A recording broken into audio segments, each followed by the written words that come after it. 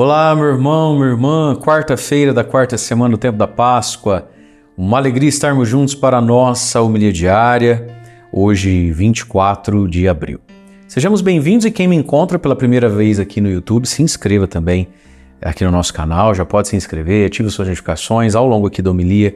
Tente deixar algum comentário e todo mundo o joinha aí, o like. Isso é importante para o YouTube esquentar esse vídeo, nos mostrar para mais pessoas. Já passamos aqui no nosso canal de 900 mil pessoas, é isso, né? 900 e poucas mil pessoas. É o Evangelho crescendo, né? Nos corações, essa palavra que salva, que dá vida. Muito bom ter você aqui conosco. Nós temos grupo de WhatsApp, Telegram, para você ficar perto de tudo que acontece nesse canal do YouTube aqui, que tem bastante coisa acontecendo. Tá na descrição do vídeo, só você clicar, entrar, e aí você recebe diariamente tudo que é feito aqui. Vai aí os links, tudo aí para você também, no seu WhatsApp ou no seu Telegram, no seu celular. Vamos ao Evangelho de hoje? João, capítulo 12, versículos de 44 a 50, e diz assim: Naquele tempo Jesus exclamou em alta voz: Quem crê em mim, não é em mim que crê, mas naquele que me enviou. Quem me vê, vê aquele que me enviou. Eu vim ao mundo como luz, para que todo aquele que crê em mim não permaneça nas trevas. Se alguém ouvir as minhas palavras e não as observar, eu não o julgo, porque eu não vim para julgar o mundo, mas para salvá-lo. Quem me rejeita e não aceita as minhas palavras já tem o seu juiz. A palavra que eu falei o julgará no último dia. Porque eu não falei por mim mesmo, mas o Pai que me enviou, ele é quem me ordenou o que eu devia dizer e falar.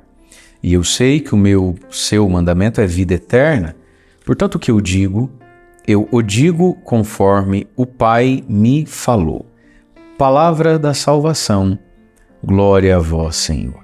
Para que todo aquele que crê em mim, eu já vou até grifar aqui com o meu verde palmeiras, para que todo aquele que crê em mim não permaneça nas trevas. Agora, como é que Jesus então me arranca das trevas? Qual corda ele joga para eu segurar e ir sendo puxado das trevas para a luz? A sua palavra. O Evangelho, meus irmãos, é a luz de Jesus para nós. O Evangelho é o modo como Jesus, o bom pastor, e a gente meditou essa imagem do bom pastor no Evangelho do domingo, da segunda e da terça-feira. O Evangelho, compreender o Evangelho e crer nele, é essa corda que está esticada, para que nas trevas da vida eu segure, e essa palavra vai me arrastando, sabe? Para fora das trevas, do fundo dessa caverna, do fundo desse poço. Aí cada um que usa a imagem que achar que convém. Mas existe uma corda esticada. Ou se você preferir, existe uma luz no fim do túnel. Vamos em direção a ela, que é o Evangelho, a palavra que a gente escuta, que a gente lê, que a gente medita e que a gente compreende. Isso é tão importante, queridos. Jesus então exclama: quem crê em mim não é nem em mim que crê, mas naquele que me enviou, porque Jesus veio trazer para a terra a palavra do Pai, a palavra do céu. Né? Jesus não falou o que falou porque estava de bom humor ou de mau humor. Jesus não falou o que falou porque naquela época era diferente, né, padre? O Evangelho não é fruto de uma época. O Evangelho não é a soma de um senso comum plausível de outrora ou de então. Como é que Jesus mesmo diz a sua palavra? E eu sei, versículo 50, e eu sei que o seu mandamento, ele está falando da palavra do Pai que ele traz para nós, e eu sei que o seu mandamento é vida eterna. Meu querido, a gente não pode ler o Evangelho, e aí quando a nossa vida tromba, se confronta com o Evangelho, dizer, mas é que hoje em dia, né, padre, hoje em dia mudou. Mudou o quê, filho? O destino da gente depois que morre é dois só, ou vai pro céu ou desce lá para baixo. Mudou nada não, bebê. O Evangelho não pode ser lido como fruto de uma comunidade, de uma cultura primitiva, e aí nós evoluímos, olha só. Então a gente lê a carta dos apóstolos, lê os salmos, lê os mandamentos, mas hoje em dia mudou, né? O que mudou? O que mudou? A essência do ser humano não muda. As obrigações para com Deus não mudam. As virtudes a serem vividas não mudam. Os sacramentos a serem recebidos não mudam. O que muda é se era brilhantina e agora é gel. Isso aí que muda. Se a boca era de sino, não é mais de sino na calça. Isso aí que muda. Entende, meu querido? Mas aquilo que somos, aquilo que exercitamos de nós e nos damos ao próximo, a Deus, isso aí é desde sempre para sempre.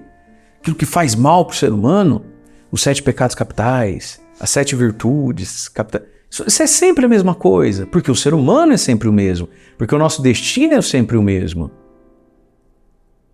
E o egoísmo pode ser sempre o mesmo. O pecado pode ser sempre o mesmo. Mas as virtudes são sempre as mesmas. Mudam as maquiagens, mudam os confortos da vida, mas o que somos e o que devemos a Deus, ao próximo e a nós mesmos, mudou nada. Então Jesus está dizendo, a palavra que eu trago, eu digo isso a vocês porque eu sei, é mandamento de vida eterna. Olha, parece que Jesus está querendo rachar a nossa cabeça e enfiar lá dentro. Me escuta, porque o que eu falo é vida eterna. E vida eterna aqui não é só no sentido que depois que você morre você vai para o céu. Essa vida eterna que é o céu, depois da morte aqui na terra, essa vida eterna já começa a acontecer na gente agora. Meu querido, minha querida, quando a gente crê, quando a gente dispõe a vida a Deus, quando a gente pauta a vida nele, o céu já começa. E enquanto estivermos nessa terra, nunca pode ser o céu pleno, porque a terra não é o céu. Mas esse céu começa agora, no ato da fé. Jesus melhora a nossa vida. Meu irmão, minha irmã, Jesus quer melhorar a sua vida. Jesus melhora. Eu nunca vi ninguém ficar pior por causa de Jesus. Jesus nos descomplica, nos desamarra. É verdade, essa terra não é o céu.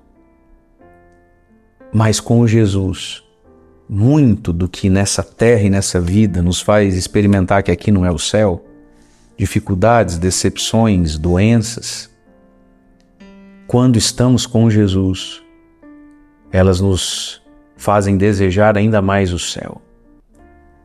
E dificuldades, doenças e decepções, quando estamos com Jesus, nos fazem inclusive sentir ainda mais perto o próprio Jesus. Jesus vale a pena. Jesus só nos melhora. Jesus nos descomplica. Por quê? Porque o mandamento que ele veio trazer, a palavra que ele veio ensinar, é palavra de vida eterna. Mas até quando nós vamos ouvir Jesus com essa má vontade, com essa preguiça e com essa desconfiança, como se o que Jesus viesse dizer para nós é um remédio amargo que tem que ser tomado? Não é assim, filho. Jesus vale a pena. E aí ele vai dizendo, quem me vê, vê aquele que me enviou. Claro que esse ver aqui é o ver da fé, né? Porque muitos viam Jesus, mas o viam como um bobo, um cafona, um beatão, um filho de carpinteiro que gosta de rezar bastante, fica falando essas coisas de... Tem gente que até hoje vê Jesus assim, como um personagem da história, misticoide. Não, quando ele diz quem me vê, vê aquele que me enviou, é quem o vê, como João Batista o viu, o Cordeiro de Deus tira o pecado do mundo, como Pedro viu, o Santo de Deus, né? Ver pela fé, já está vendo o próprio Deus. E aí Jesus diz, eu vim ao mundo como luz, para que todo aquele que crê em mim não permaneça nas trevas. Jesus é a mão estendida para todo mundo que sente que a luz apagou, que o sol se escondeu, por causa de doença, de decepção, de desilusões e desafios. Todo mundo tem isso na vida, por causa talvez dos próprios pecados, ou por causa do pecado de alguém que faz parte da minha vida e esse pecado recaiu, afetou a minha vida. Mas existe luz no fim do túnel, existe uma corda esticada para o fundo do poço. Essa luz é a palavra de Deus lançada sobre nós, nas nossas inteligências. E uma vez a nossa inteligência, elas podem se transformar no conteúdo da prece do nosso coração. E Jesus diz, não vai ficar nas trevas, vai estar na luz. Quem escuta, entende e reza essa palavra, né? Mas Jesus fala agora, quem me escuta e não observa, eu não vou julgar ninguém, o mundo já está julgado. Eu vim foi para salvar, não foi para condenar vocês. Mas, quem me rejeita na prática da vida, né? Quem na hora H da vida sabe o que Jesus fala, mas não é, mas hoje em dia, né? Quem me rejeita, entendeu o que é rejeitar? Eu sei que Jesus fala assim, mas a Tati, a Pati, a Nath, a Rafa, a Dani e a G falou assim, mãe, que é assado, não é assim. Percebe o que é rejeitar? Eu sei que Jesus fala, mas exagero, mulher. Vou levar tudo aí certinho, ninguém leva isso tudo ao pé da letra assim, não, mulher. Percebe o que é rejeitar Jesus? Rejeitar Jesus, meu irmão, não é cuspir na cruz, não é tacar pedra na janela da igreja. Rejeitar Jesus são as concretudes da vida, das mais fininhas às mais grosseiras. Bora, vamos lá. Quem me rejeita? Entendendo então, né, a rejeição. Quem me rejeita e não aceita as minhas palavras, já tem o seu juiz. A palavra que eu falei o julgará no último dia. Mas vamos lá então. Se no último dia eu vou ser julgado pela palavra de Cristo, pelo Evangelho, Você não acha que é mais inteligente, então, a gente pegar essa palavra que vai nos julgar no último dia e a gente já fazer um julgamento final hoje, que se chama exame de consciência?